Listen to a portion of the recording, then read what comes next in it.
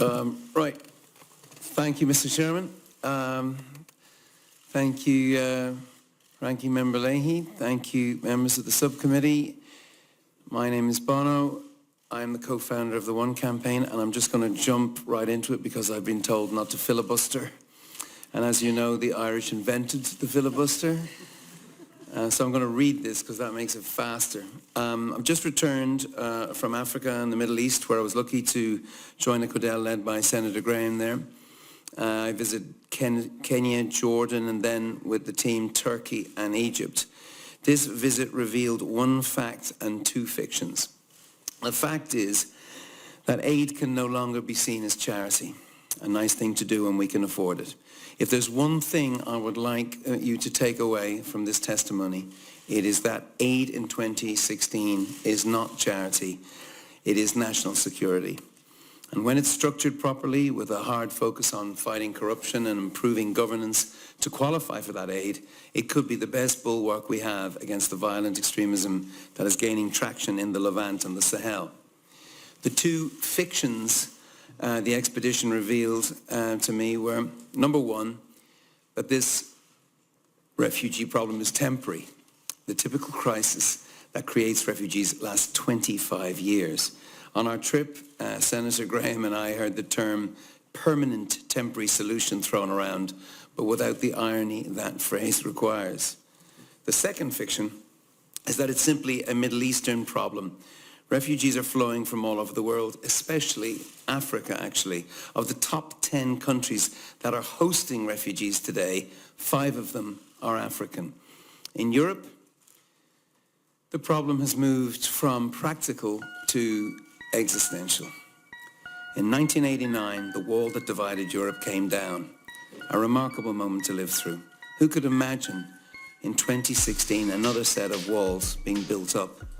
This time made of mesh and razor wire, but walls nevertheless. Members of the subcommittee, let me soberly suggest to you that the integration of Europe, the very idea of European unity, is at risk here. Europe is America's most important ally since the Second World War. Are we not your most important ally in the fight against violent extremism? This should really matter to you. I know it does. Put simply, as we Europeans have learned, if the Middle East catches fire, the flames jump any border controls. And if Africa fails, Europe cannot succeed. It's not rocket science, it's math. Here are the numbers.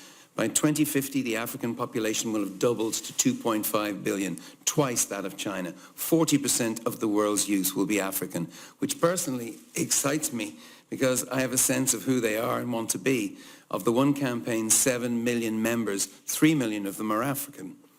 We have a sense of their potential as an engine of growth that can roar, but we also fear that if the young people of Africa are misled and marginalized, their anger could be channeled not to hope, but to hate.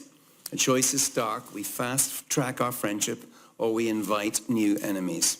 I know that you in this room believe deeply that freedom is more powerful than fear, that hope is more contagious than hate. And I know you'll agree with me when I say that sometimes hope needs a bit of help. Well, this is one of those times. You see, to defeat bad ideas, you need better ideas. But the good news is we have them. UNHCR have great ideas on how humanitarian support can be done better and provide jobs and hope. They witness how the mood of a camp changes if there's a classroom built for kids. They see the despair in the faces of skilled workers not allowed access to the labour market. But soberly, I have to say to you, the international community, though it means well, is having a lot of meetings about the crisis. And I believe it's issuing a record number of press releases. But what it's not doing is cutting checks.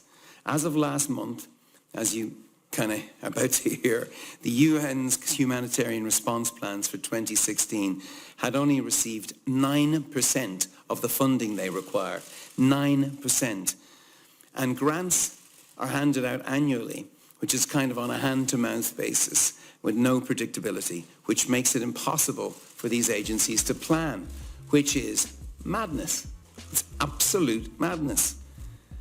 Another idea that I heard that might be of serious interest to this committee is to prioritize the support of the countries along the Sahel and the Levant who are not yet in crisis. Now, I know this sounds counterintuitive, but the people I met, especially the military, told us it is critical that these countries not only survive, but that they thrive. Imagine if the chaos that ripped through Syria were to engulf Egypt, or God forbid, Nigeria.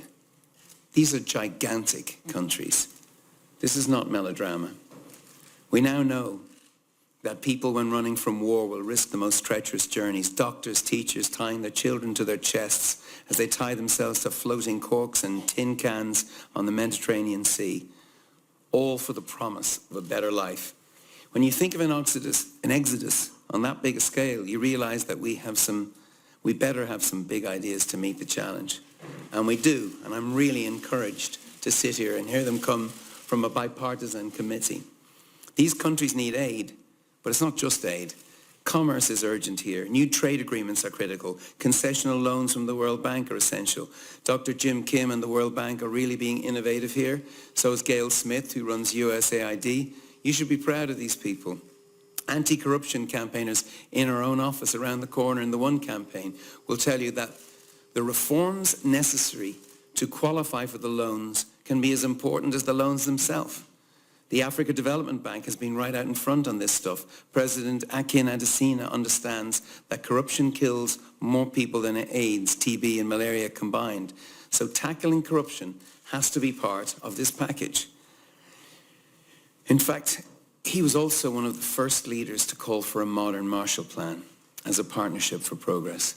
So what might that mean? Well, the Marshall Plan, as America knows, was the first time the world witnessed development as security on a grand scale. The Marshall Plan was an idea big enough to meet the moment in history. It was an idea as big as the sacrifice Americans made in the fight for freedom, an idea that showed America could not only win the war, but the peace, as Lindsey Graham keeps reminding us. An idea big enough to change the world. An idea like the idea of America itself. You see, the peaceful Europe that I gratefully grew up in, the one that is so under threat right now, was born of the Marshall Plan.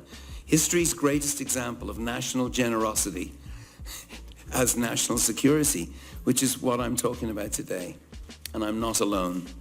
Trade and development as security. That's what Jim Jones is talking about today. And he's not alone. Senator Graham, not alone when he spoke to the Washington Post yesterday. It's the same thing. Finance Minister of Germany, Mr. Schäuble, not known for his wild pronouncements, has invoked this. King Abdullah of Jordan, the same. Actually, King Abdullah is worth thinking about because he's a leader who's also a military man. It's not coincidence that he's a military man because I think, I'm sure, military leaders, at least the great ones, know the cost of failure will ultimately be borne by them, by the men and women they lead into battle and have to face as they come home. This is a new century. These are new threats. This is politically very hard. I hope I understand the challenges. I hope I understand the pressures you face as leaders. But in truth, I probably don't. But I'll tell you what I do understand. I understand that America is not ready to give up on its greatness. And I'm not either. That's what got America to the moon. That's the spirit that brought mankind back to Earth when you signed up to fight the largest health disaster in the history of the world, HIV/AIDS. There were members on this subcommittee who refused to accept that AIDS was a problem that couldn't be solved. And since 2002, we now have nearly 9 million people who owe their lives to the US taxpayer. If you're a US taxpayer, you're an AIDS activist. Think about that. I'm here today to testify to the United States Senate that I have seen the impossible made possible right here in these halls. And we need that leadership again in this moment of great jeopardy. It is who you are. It is your essence and your calling. And when you serve history, you serve the people of America. And when you write history, we all live it. Thank you very much.